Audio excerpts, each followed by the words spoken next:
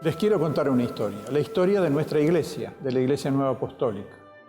Yo no soy una persona que ha nacido en el apostolado, no podría definirme como un histórico dentro de nuestra iglesia.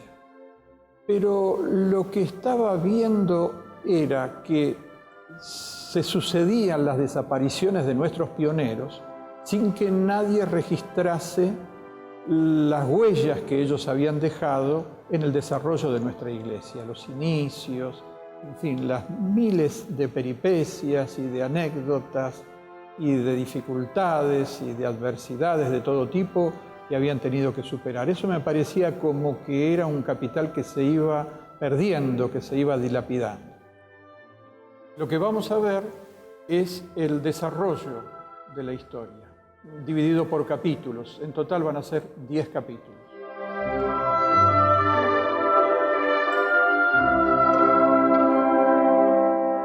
Vamos a describir ahora el periodo que va entre 1880 a 1920.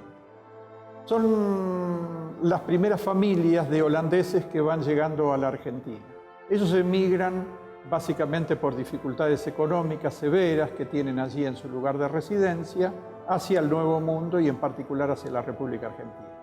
3 de estas familias de las cuales tenemos datos son de las que vamos a conversar. La familia Birkbeek, la familia Postman y la familia Faber.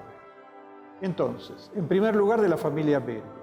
Viene el matrimonio con 8 hijos y su hijo mayor, Cornelio, es el que nos atañe y el que vamos a desarrollar. Él había recibido el ministerio de diácono de la Iglesia Nueva Apostólica en Holanda y luego, estando acá en la Argentina, regresa a Holanda para recibir el ministerio de pastor. Esto sucede en el año 1900.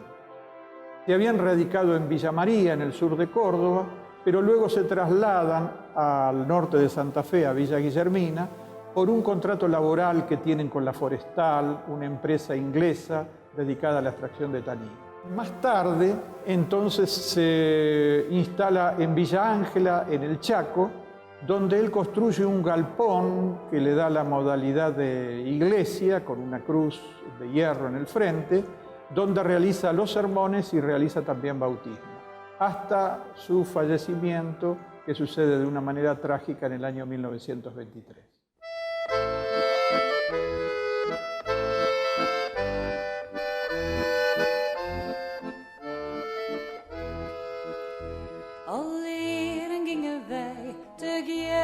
De stad, mijn Klaas en ik, wij ronen eer mijn eer. Ik koos in skonken, viel het rom in rok.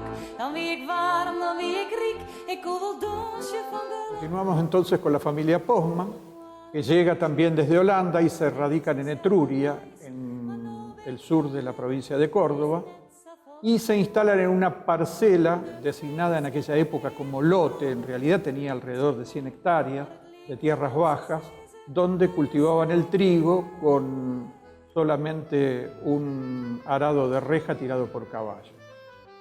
Participaba de los sermones que Faber realizaba en una casa, en una vivienda o en la otra, es decir, en la de Faber o en la de Postman, y hay un dato de color interesante para la investigación histórica, que su hija mayor se casa con el hijo mayor de Faber.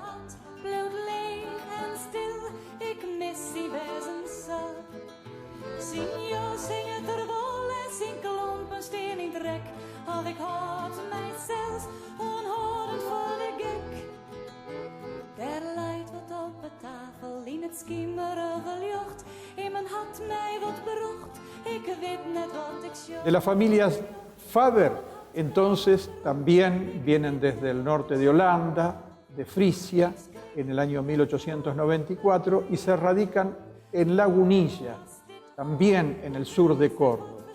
En el año 1900 regresa a Holanda, donde recibe el ministerio de apóstol para la Argentina.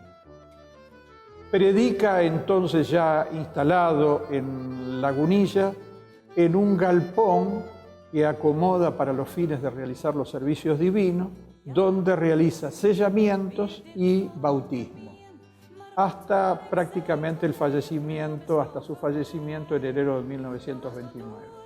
Es de destacar que en ese interín, en el año 1909, realiza un viaje a Villa Guillermina para encontrarse con Birkbeck, donde realiza tareas eclesiásticas desarrollando varios sermones entre Villa Guillermina, entre Tacuarendi y Villa Ángela en el Chaco. Ese viaje dura en total 24 días y es una travesía que realizan a caballo.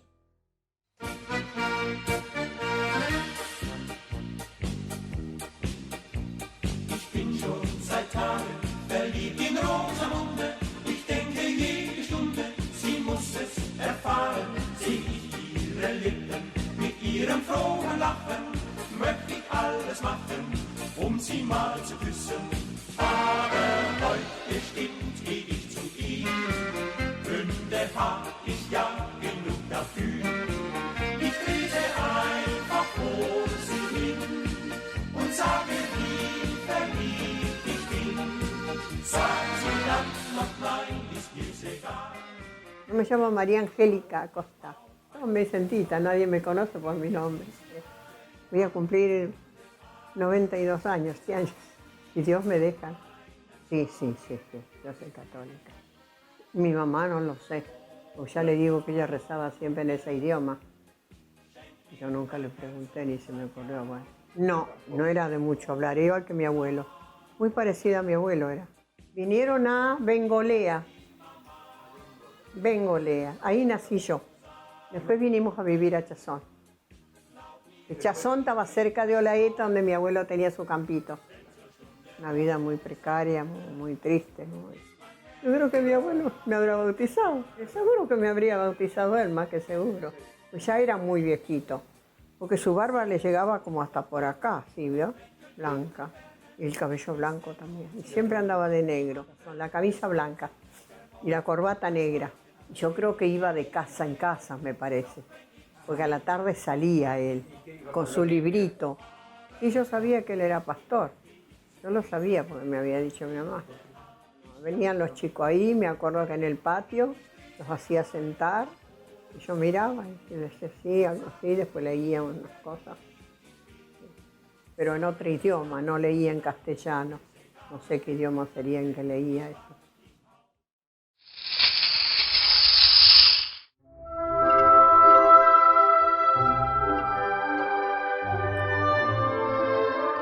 Ahora continuamos con el segundo capítulo que toma el periodo de 1920 a 1930. En ese periodo la inmigración se desarrolla básicamente con alemanes y suizos. Establecen comunidades en Argentina, en Montevideo, en Uruguay, en la zona de San Pablo, en los alrededores de San Pablo en Brasil, en Paraguay, en las colonias y en Chile, en Santiago de Chile. Las comunidades que se establecen en Argentina se desarrollan a partir del año 1922 y en base a las familias Kocher, Loeffler, Kiesewetter, Avich, Franke y otros. Y básicamente son dos comunidades, una en Villa Devoto y la otra en Quilmes.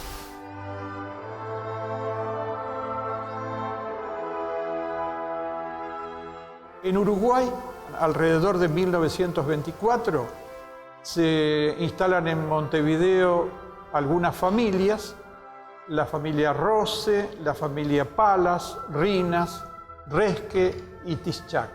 Abren una comunidad en la calle General Flores y en Colonia sucede lo siguiente. Aproximadamente en el año 1932, Godofredo Rúfenas instala una fábrica de queso y manda llamar a un tal Gardner, que tenía una fábrica de quesos en la zona de Coronel Suárez. Este viaja, acepta la invitación, pero con un doble sentido.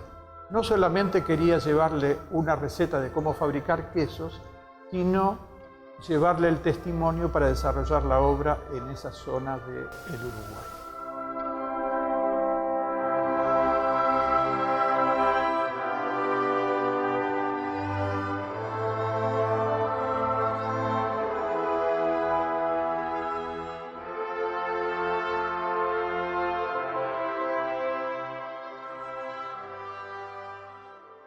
Respecto de las comunidades que se instalan en Brasil, el hermano José Keller coloca en el año 1927 un aviso en un diario alemán en la zona de San Pablo. Y ahí se contacta con la familia Biemann, Wick, Scala y otros. Y empiezan a hacer, en primer lugar, reuniones familiares. A partir ya del año siguiente, 1928, se realizaban reuniones ya formales, tipo servicio divino, en Santo André, en Santana y en Santa Clara, todos lugares de los alrededores de San Pablo.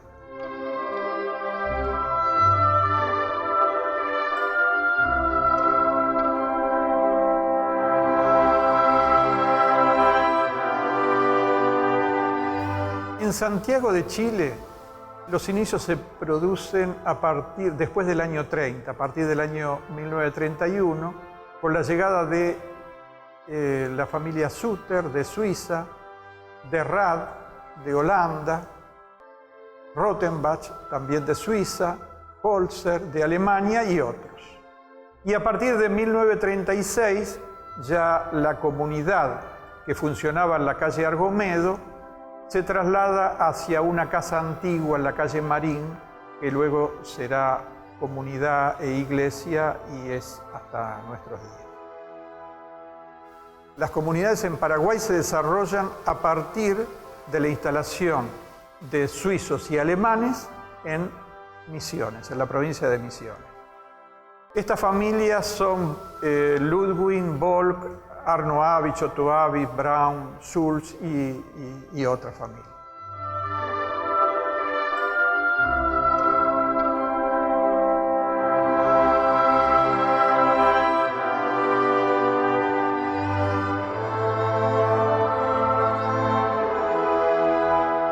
Entonces, desde Misiones se comienza, atravesando el río, a visitar las colonias básicamente de alemanes del Volga y de rusos. Y estas colonias son la colonia Fran, Carmen, Oenau, Bellavista, Encarnación, Obligado. Son visitados prácticamente en cada uno de los viajes que hace el apóstol Slápov. Tenía realmente mucha afinidad por ellos, mucha inquietud porque la obra se desarrollara en esta zona. También Gardner es un trabajador infatigable, un viajero infatigable, a caballo, en carro tirado a caballo. A pesar de su edad bastante avanzada, no dejaba de visitar a estos hermanos.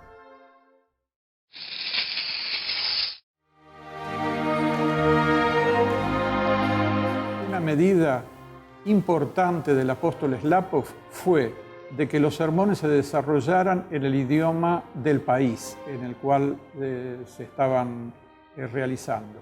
Esta medida fue resistida por algunos porque realmente el idioma local les costaba muchísimo. Basta el ejemplo de lo que sucedió en Brasil. Nosotros estamos hablando de que esta medida la dispuso el apóstol Slápov en el 1931. Y en Brasil, alrededor del año 40, 42, se clausuraron algunos locales de nuestra iglesia porque se desarrollaban los sermones en el idioma alemán.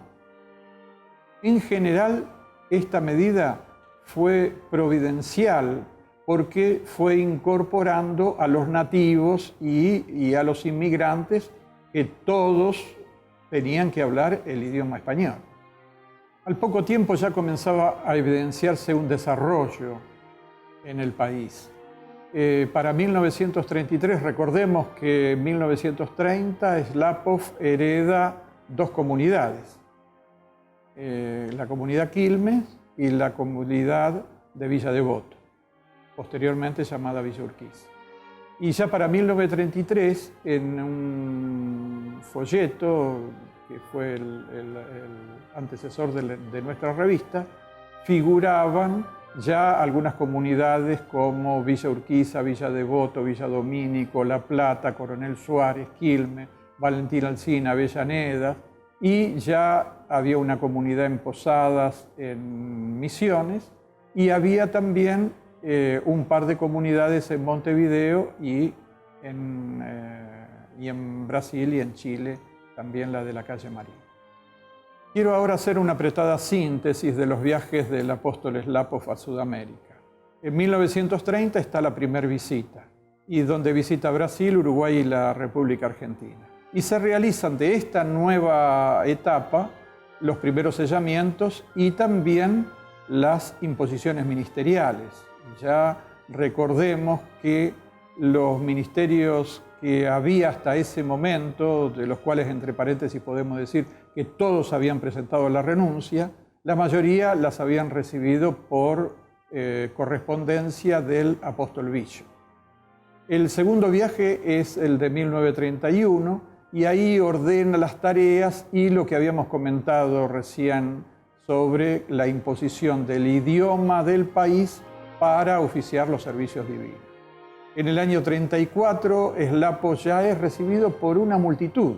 A los ojos de la época era una multitud. Hoy en día quizás sería una pequeña manifestación de hermanos. Pero era representativo de lo que estaba sucediendo. En el 36, ya Gärtner es colocado como obispo y Toplice como anciano de distrito. Ya se estaba organizando la pirámide ministerial. En el 39, Gärtner es apóstol y Toplice y Otto Abich ya son obispos. El sexto viaje se desarrolla en 1939 y allí en Brasil, Cernatinger queda a cargo del país. Estando en Buenos Aires, recibe un llamado desde Estados Unidos y a pesar de que se estaba desarrollando la Segunda Guerra Mundial, él viaja allí. Antes había colocado como apóstol a Toplice, José Toplice. En 1946 desarrolla las tareas como lo hacía cada vez que viajaba, en Brasil, en Argentina, en Chile. Y cuando regresa, en el viaje de regreso, el barco naufraga frente al faro de Santa Marca, en las costas de Santa Catalina, en Brasil. Este viaje él lo escribe en su libro de viaje muy meticulosamente, desarrollando cada uno de los detalles. Y realmente es apasionante su lectura. En 1947 viene al país circunstancialmente, porque en realidad no encontraba manera de cómo llegar a Ciudad del Cabo desde los Estados Unidos. Y encuentra que desde Buenos Aires salía un barco a Ciudad del Cabo. Entonces viene, luego este barco se demora porque presenta una avería, aproximadamente unos 15 días, y desarrolla también sermones, distintas actividades en el país. En 1950 ya viene en su último viaje con la decisión tomada de organizar toda el área y creo que ya tenía en mente, él sabía perfectamente que este iba a ser su último viaje. Entonces José Toplice y Otto Abich pasan a descanso, ambos escribiendo motivos de salud, y Rúfena es colocado como apóstol de distrito, Glesman como apóstol y Madalena como obispo, y se iniciará entonces una nueva etapa. La Iglesia en general en esta etapa se organiza y se institucionaliza. En agosto de 1938 la Iglesia obtiene su personería jurídica, luego de arduos trámites. En mayo de 1939, Eduardo Gärtner es colocado como apóstol y Toplice como obispo, esto ya lo habíamos mencionado. Y en octubre de 1950, como habíamos dicho, el distrito de Sudamérica queda completamente organizado. Si bien el ayudante apóstol mayor Šlapov fue una figura importantísima para la historia de la Iglesia Nueva Apostólica en Sudamérica, no lo fue menos Eduardo Gärtner. Él había nacido en Suiza en el año 1924 y llegado a la Argentina se sella en aquel primer viaje del apóstol Šlapov. Y al año siguiente, en el segundo viaje, en el 31, es colocado como pastor en Coronel Suárez, también por el apóstol Eslapo. En el 39 fue colocado como apóstol y trabajó de una manera infatigable hasta su deceso a la edad de 76 años, el 11 de octubre de 1948. José Toplice nació en Austria y había aprendido la profesión de ebanista y arreglador de pianos y armonios. En el año 1923 conoce en Buenos Aires a un europeo que le da testimonio de la fe nueva apostólica. Este hombre había sido sellado por el apóstol Faber. En el año 44 es instituido como apóstol por Eslapov, quedando activo hasta entrar en descanso por motivo de salud en 1950.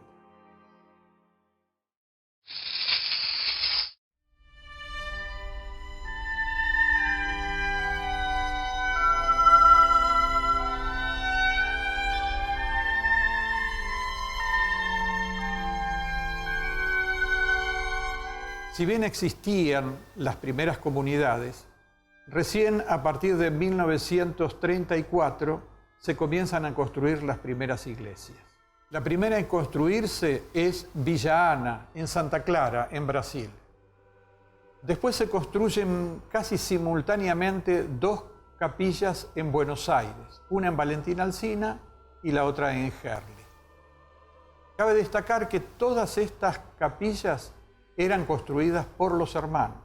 Mientras los hombres realizaban la tarea pesada, las hermanas acomodaban y ayudaban también en alguna tarea en las medidas de sus posibilidades, pero básicamente preparaban la comida y acomodaban las cosas. También en ese año se inaugura la capilla Colonia Cosmopolita, que se inaugura en un primer momento sin revocar porque no habían terminado a tiempo, pero querían aprovechar a inaugurarla en el viaje que Eslapov hacía a el Uruguay. En el 38 se inaugura Santo André en Brasil, en el 38 también Coronel Suárez en la provincia de Buenos Aires, en 1939 El Dorado, kilómetro 9, Misiones. Hasta aquí todas estas habían sido construidas 100% por los hermanos. Luego comienza otra etapa de alguna manera dentro de estas capillas históricas. En el 42 se inaugura Villa Domínico, que si bien colaboraron en gran parte los hermanos, había un grupo de profesionales en la materia que desarrollaba la tarea central. Nos acordamos aquí que el anciano Maquia pierde la vida en la construcción por el deslizamiento de una losa. En el año 43, como dijimos, la capilla Boca se inaugura.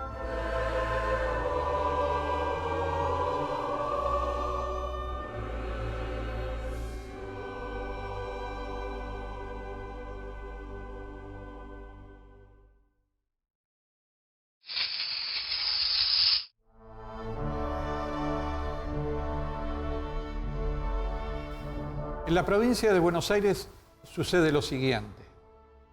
Se encontraban en Punta Alta por el año 1936 los hermanos Ferber, Odino y Rodríguez, que eran marinos de la base naval de Puerto Belgrano.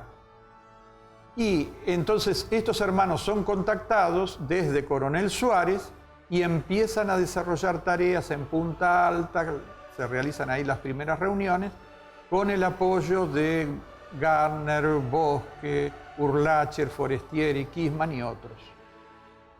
En la región de Cuyo, la tarea comienza por el año 1949. Allí se reunían los hermanos Heinrich con la hermana Gruber. Ellos recibían la carta pan y la Santa Cena.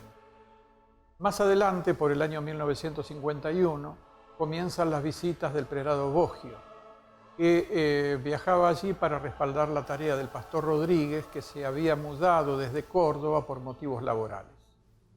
En 1946 se muda a Santiago del Estero, la banda, el diácono Ancivino. Él va hacia allí en búsqueda de una hija de su esposa y se contacta con distintos hermanos para abrir una comunidad, la cual en 1952 se inaugura en la avenida Besares al 550. Posteriormente comienzan las visitas desde Buenos Aires para apoyar esa tarea. La Patagonia argentina y chilena se desarrollan con posterioridad. Es a partir de los años 1980 por el traslado de hermanos hacia el sur del país. Y se dio la circunstancia de que el obispo Allende amaba la Patagonia. Él había vivido allí y la conocía, y esto creó un respaldo muy importante. Desde Bahía Blanca también colaboraron los hermanos, especialmente Bosque, Rodríguez, Rapetti, Calahorrano. Los hermanos Savich, que habían llegado a Buenos Aires en 1924, por 1930 se trasladan a Posadas Misiones por motivos laborales. La llegada de otros hermanos entusiasma para desarrollar reuniones, sobre todo en hogares de familia. Más tarde, por el año 1938, ya inauguran allí, con la mano de obra de todos los hermanos, una comunidad en El Dorado, Misiones.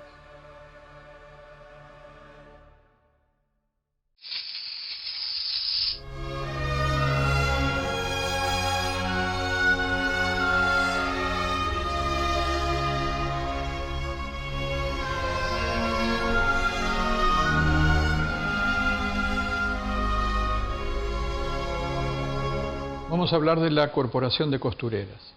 Estas funcionaron entre 1937 y 1947. Y se trataba de grupos de hermanas organizadas para la costura, por supuesto, dirigidas por una presidenta en cada caso. Había diferentes grupos funcionando en la ciudad de Buenos Aires. Realizaban tareas de costura que luego las vendían a un precio accesible y con lo recolectado se encargaban luego de vestir las comunidades en las inauguraciones, como se decía para la época. Era colocar alfombras, cortinas, manteles y todos los adornos de la época. Con esto se evitaba un costo importante. Sobre las diaconisas tenemos registro de que funcionaron entre 1933 y 1945, en las capillas de Villa Domínico, de Boca, en el Uruguay, en Herli, y no muchas más. Puede ser que no hayamos registrado actividades en otros lugares. ¿Qué tarea realizaban ellas? Básicamente atendían a las mujeres en sus dolencias propias del sexo femenino y de carácter menor, de carácter doméstico. Ellas aplicaban únicamente remedios naturales y siempre con la oración como principio del tratamiento. Existió también la caja de defunción. Se trataba de una cuota mensual que se cobraban las comunidades, que servía para, llegado el caso de la defunción del socio, el pastor dirigente se hacía cargo de los gastos del sepelio, los gastos de todos los actos de velatorio.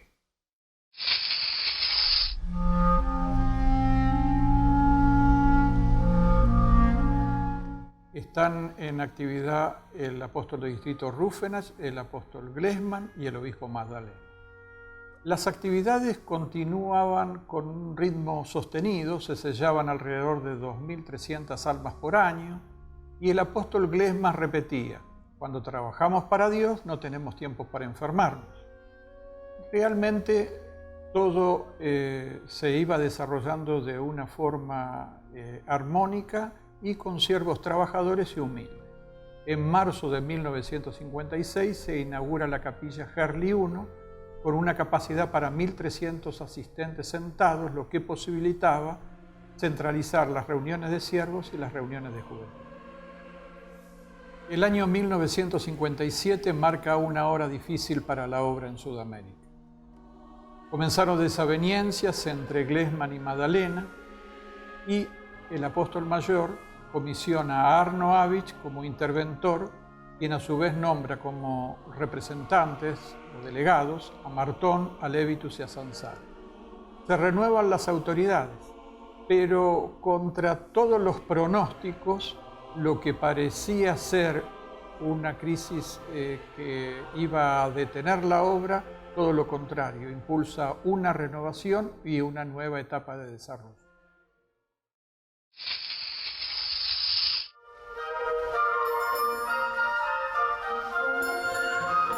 En junio 16, Levitus y Martón son designados obispos. En septiembre, Avich pierde la vida en Misiones, en medio de una reorganización general del distrito, lo cual trae consternación. En octubre, los apóstoles Streckheisen y Hani viajan a Buenos Aires. A fin de ese mes, el 27 de octubre, Martón y Levitus son designados apóstoles de distrito. El 29 de diciembre de ese mismo año, Bianchi es instituido como obispo. Como se verá, estaba todo preparado para la nueva etapa.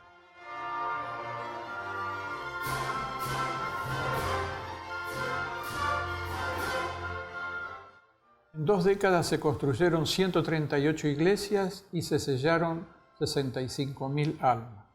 La consigna que Martón compartía en cada servicio divino era: para los hijos de Dios lo mejor.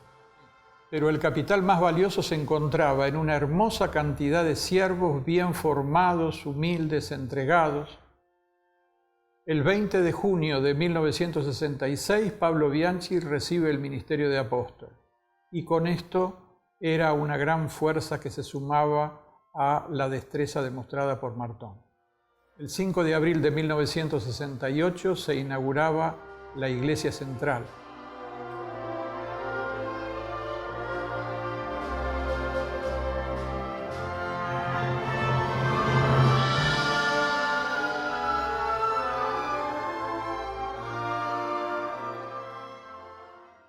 Un sueño realmente anhelado por Martón.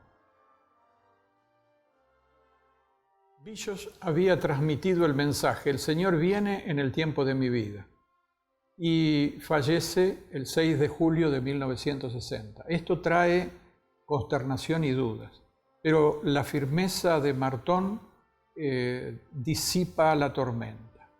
Es instituido como apóstol mayor Walter Smith, y este periodo transcurre, entre otras cosas, con la Guerra Fría, y en 1962 la crisis de los misiles en Cuba, etcétera, etcétera. Esto agregaba congoja en la población general del mundo.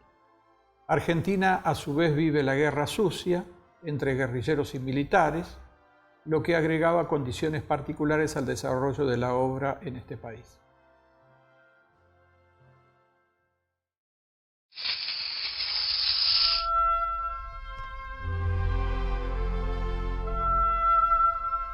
El 5 de diciembre fallece el apóstol de distrito Martón, y como consecuencia de ello, el apóstol Pablo Bianchi recibe ese ministerio de apóstol de distrito. También en esa misma fecha, Mario Fiore recibe el ministerio de apóstol. En marzo de 1978 se recibe la visita del apóstol mayor Streckheisen.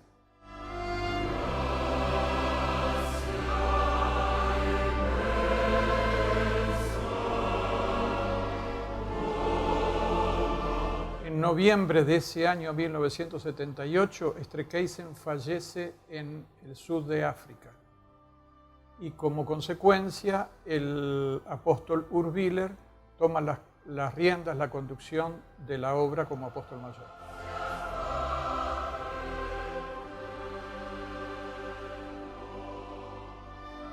El 4 de julio de 1982, el apóstol mayor Urbiler visita Montevideo. Y en 1983, Milioto recibe el ministerio de obispo.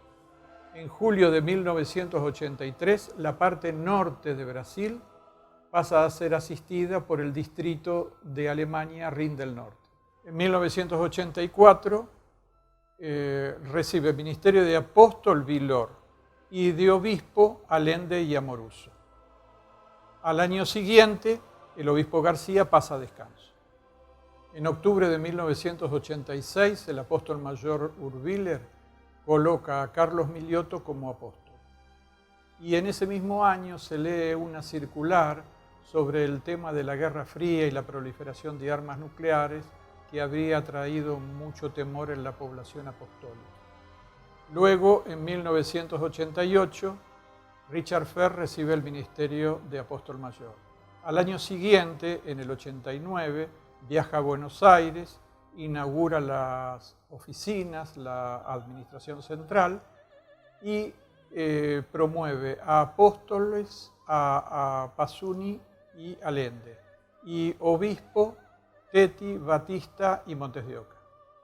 En 1990, Cabanelas es colocado como obispo. Y en 1992, el apóstol Bianchi pasa a descanso y es colocado como apóstol de distrito Mario Fiore.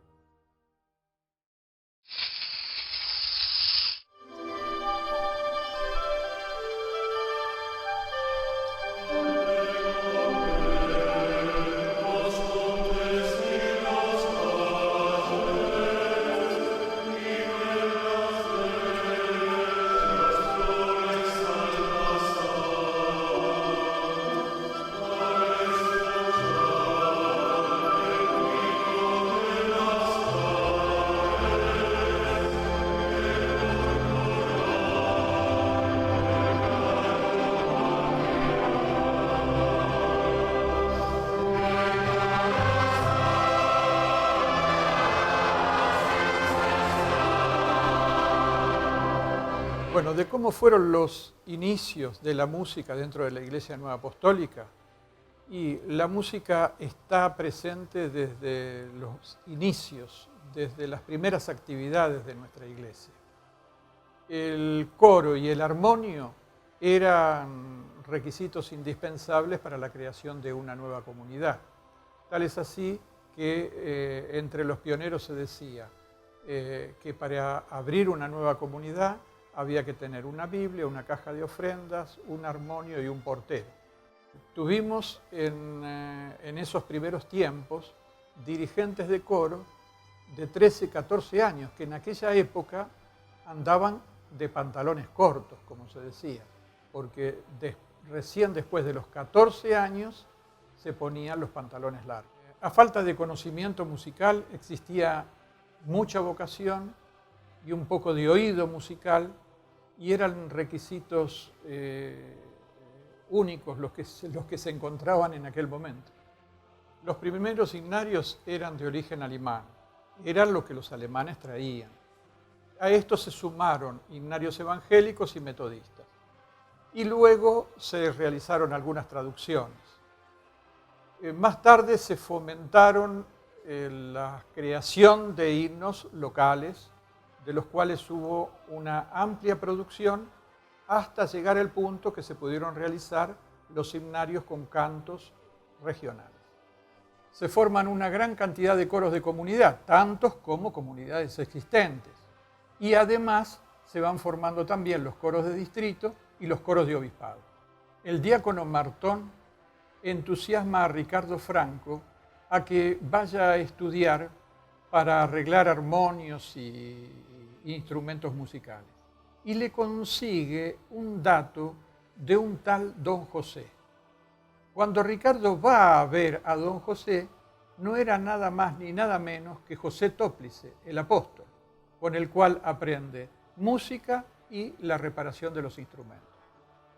De ahí entonces que más tarde, cuando Martón es apóstol de distrito, aparezca un salón de una parte de la construcción de la Capilla Flores como taller de armonios que está hasta nuestros días.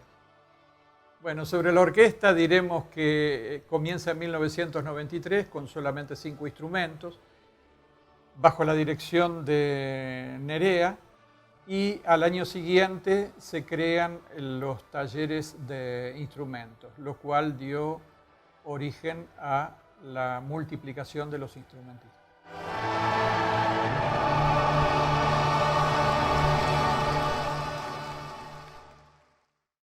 Bien, hasta aquí una brevísima reseña de los acontecimientos sobresalientes de la historia de nuestra Iglesia en Sudamérica.